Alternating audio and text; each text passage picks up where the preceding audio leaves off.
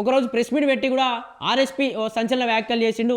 ఏదైతే సిట్ వ్యవహారాలకు ఇన్ఛార్జ్గా ఉన్నటువంటి సిపి సజ్జనార్ కూడా అతనిపై కూడా 7 కేసులు ఉన్నాయి. అతన్ని ఏ విధంగా మీరు ఈ విచారణలో అధికారిగా తీసుకుంటారు, ఈ విచారణకు అసలు అతను అనర్హుడు అంటూ కూడా కొన్ని కామెంట్ చేశాడు. ఆ కామెంట్స్ ఏంటో ఒకసారి చదివే ప్రయత్నం చేద్దాం. సిట్ చీఫ్ పదవికి సజ్జనార్ అనర్హుడు. గతంలో ఆయనపై ఏపీలో కేసులు. Retired IPS RS Praveen Kumar కొన్ని వ్యాఖ్యలు కూడా చేశారు. హైదరాబాద్ సిపి సజ్జనార్పై రిటైర్డ్ ఐపీఎస్ అధికారి బీఆర్ఎస్ నేత ఆర్ఎస్ ప్రవీణ్ కుమార్ తీవ్ర విమర్శలు చేశారు. ఫోన్ ట్యాంపింగ్ కేసు విచారిస్తున్న సిట్ చీఫ్ పదవికి సజ్జనార్ అర్హుడు కాదు అన్నారు. ప్రస్తుతం ముఖ్యమంత్రి రేవంత్ రెడ్డి ఎమ్మెల్యేగా ఉన్న సమయంలో 2015లో ఓటుకు నోటు కేసులో ఎమ్మెల్సీ వేం నరేందర్ రెడ్డికి లంచం ఇస్తూ రేవంత్ రెడ్డి పట్టుబడ్డారని అన్నారు. అప్పుడు ఎస్ఐబి చీఫ్గా సజ్జనార్, ఇంటెలిజెన్స్ చీఫ్గా ప్రస్తుత డీజీపీ శివధర్ రెడ్డి ఉన్నారని గుర్తు చేశారు. సజ్జనార్పై ఫోన్ ట్యాపింగ్ చేశారనే ఆరోపణలతో కేసులు నమోదయ్యాయని పేర్కొన్నారు. ఈ అధికారులపై ఏపీలో భవానీపురం, గుంటూరు, కర్నూలు, అలిపిరి, విశాఖపట్నం, పాయకరావుపేట పోలీస్ స్టేషన్లో కేసులు నమోదయ్యాయని చెప్పారు. ఈ నేపథ్యంలో ఏఆర్ఆర్తో సిట్ విచారణ అధికారిగా ఉన్నారని చెప్పేసి ఆర్ఎస్పీ ప్రశ్నించాడు. ఇందులో ఏదైతే వేం నరేందర్ రెడ్డి కావచ్చు లంచం ఇస్తూ రేవంత్ రెడ్డి పట్టుబడారని అవన్నీ విషయాలు తెలిసి కూడా అప్పుడు ఎస్ఐబి అధికారిగా కూడా సజ్జనార్ ఉన్నా కూడా వాళ్ళని ఏం చేయలేకపోయాడు.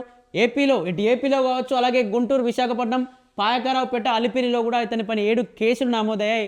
7 కేసుల్లో ఉన్నటువంటి వ్యక్తిని దోషిగా ఉంచాలి తప్ప అతన్ని మళ్ళీ అధికారంలో ఉంచి పోలీస్ అధికారిగా ఉంచి మళ్ళీ అతన్ని ఒక సిట్ అధికారిగా పెట్టడం కరెక్ట్ కాదు. ఖచ్చితంగా ఇతన్ని తొలగించాల్సిందే, ఇతనికి ఎటువంటి అర్హత లేదు అని చెప్పేసి ఆర్ఎస్పీ మాజీ రిటైర్డ్ ఐపీఎస్ ఆర్ఎస్పీ కామెంట్ చేయడంతో దీనికి సంబంధించి వెంటనే రియాక్ట్ అయ్యిండు ఆ సజ్జనార్. ఆర్ఎస్పీకి సజ్జనార్ నోటీసులు ఇచ్చారు.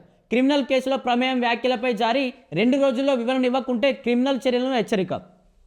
ఇతను చేసినటువంటి వ్యాఖ్యలు నిజంగా నేను క్రిమినల్ కేసులు ఉంటే ఖచ్చితంగా వాటిని ఆధారాలతో సహా బయట పెట్టాలని ఖచ్చితంగా 2 రోజులు సమయం ఇస్తున్నా అని చెప్పేసి కూడా ఆ సజ్జనార్ చెప్తారు. ఒకసారి పూర్తి విషయాలు తెలుసుకుందాం.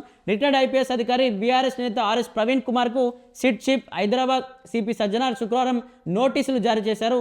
సిట్ అధిపతిగా 7 క్రిమినల్ కేసుల్లో ప్రమేయం ఉందని ప్రవీణ్ కుమార్ చేసినటువంటి వ్యాఖ్యలు పరువు నష్టం కలిగించేవిగా, నిరాధారమైనవిగా ఉన్నాయని నోటీసులో పేర్కొన్నారు. ఆ 7 క్రిమినల్ కేసులు పూర్తి వివరాలను 2 రోజుల్లో అందించాలని డిమాండ్ చేశారు. లేదంటే పరువు నష్టం, క్రిమినల్ బెదిరింపుల అంశాలపై సివిల్, క్రిమినల్ చట్టపరమైన చర్యలు చేపడతామని నోటీసులో స్పష్టం చేశారు. ఈ అంశాలని సంబంధించినటువంటి జరగబోయే పరిణామాల్లో ఆర్ఎస్పీ కుమార్ బాధ్యులుగా హెచ్చరించారు. అయితే దీనికి సంబంధించి ఆర్ఎస్పీ చేసినటువంటి వ్యాఖ్యలు సజ్జనార్పై కావాలనే ఒకప్పుడు ఎస్ఐబి అధికారిగా ఉన్నాడు. ఎస్ఐబి సిట్ అధికారం ఉన్నప్పుడే రేవంత్ రెడ్డి ఓటుకు నోటు విషయంలో దొరికాడు. అయినా కూడా అతనిపై చర్యలు లేవు.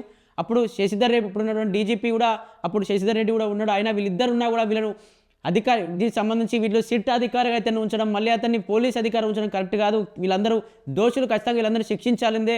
7 కేసులు ఉన్నాయని చెప్పేసి ఆర్ఎస్పీ చెప్పడంతో వెంటనే రియాక్ట్ అయినటువంటి సజ్జనార్ ఖచ్చితంగా 2 రోజులు సమయం ఇస్తున్నామని చెప్పేసి నోటీసులు ఇచ్చారు.